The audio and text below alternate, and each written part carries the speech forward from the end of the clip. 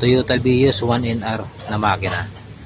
Ang issue nito, sludge lang, tinap overhaul, tapos after ma-assemble, nagkaroon siya ng issue na umiingay yung makina, tapos yung kanyang oil indicator nag-flash mga paps.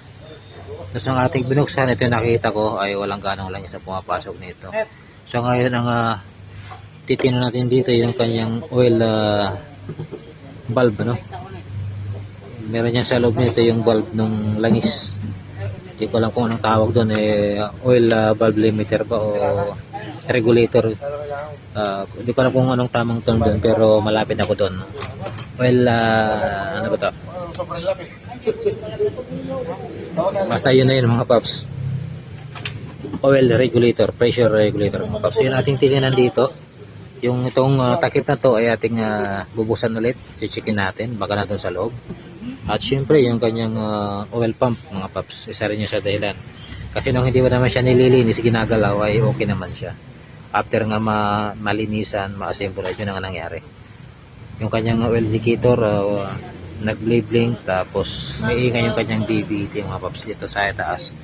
Tapos ang isa pang issue nito, ito simento na mga paps. Sobrang tigas na yung kanyang BBT valve, hindi na matanggal. So binabara natin ng ano to, degreaser, baka sakali ng mambot. Ayan. Maya maya balikan natin after ilang oras. So dito nga tayo mag-focus sa kanyang oil pressure limiter o regulator mga paps. Ayan. Ayan, ito na mga paps, nabuksan na natin yung cover. Ayan, tumambad sa atin mga paps, barado. Ayan, hindi napansin ng unang gumawa ito. Ayan,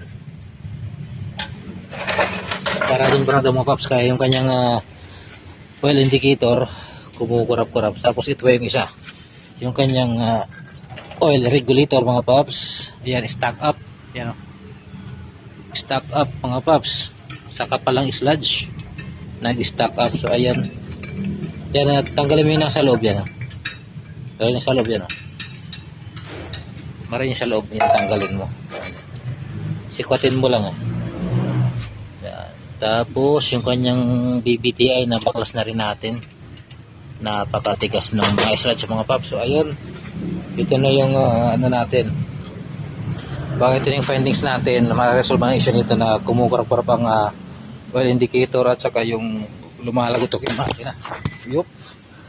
So ayan, lilinisin na lang, tapos assemble natin, tapos start, malalaman natin kung okay yung ginawa natin mga paps. Ayan, tapos na ma-assemble. Banda rin natin, tingnan natin kung mag-flash pa rin yung kanyang oil indicator. Dito tayo sa loob. Ayan, tingnan natin kung iilaw pa rin yung langis. Saan yung langis? Ayun. Ayan. Kinid, start ko! Start ko na! Yan, start natin. Tingnan natin kung iilaw pa rin.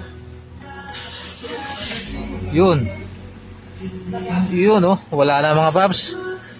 Saka yung kanyang andar, tumining na. Tahimik na. Ayan, oh. Wala na, hindi na umilaw yung langis mga paps. Yung kanyang minor, stable na rin. Ayan, oh. Goods na, goods, okay na. So yun ang naging difference nito. Yung kanyang oil regulator at saka yung strainer nagbara. After nalinisan, nagbara mga paps. Ayun, okay na mga paps, okay na.